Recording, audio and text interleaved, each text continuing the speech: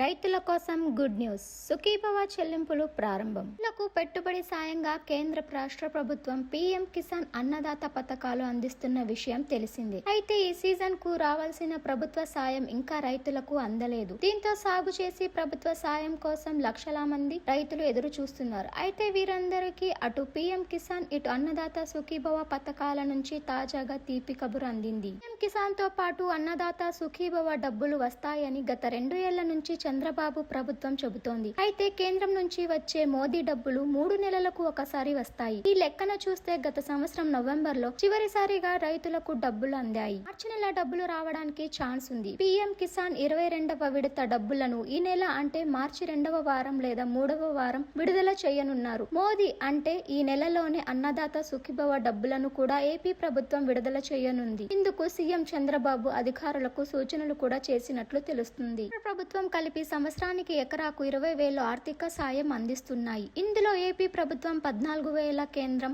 6,000 ఇస్తుంది. అయితే ఈ సాయం ఒక్కసారి కాకుండా 3 విడతల్లో అందిస్తుంది. పీఎం కిసాన్ అన్నదాత సుఖీభవ నిధులు అందుకుంటే ఏం చేయాలి? మొదట మీరు రైతులు అయితే తప్పనిసరిగా కేంద్ర రాష్ట్ర ప్రభుత్వాల్లో తెలిపిన రూల్స్ ఫాలో అవ్వాలి. కేవైసీ తప్పనిసరిగా చేసుకోవాలి. అలాగే కొత్తగా తీసుకువచ్చిన ఫార్మర్ రిజిస్ట్రీ చేసుకోవాల్సిందే. లేదంటే మీకు భవిష్యత్తులో ఇబ్బందులు తప్పవు. ఇక మీకు అన్నదాత గురించి ఏమైనా సమస్యలు ఉంటే అన్నదాత సుఖీభవ కేంద్రం ఇచ్చే పీఎం కిసాన్ కోసం పీఎం కిసాన్ వెబ్సైట్ ను సందర్శించండి.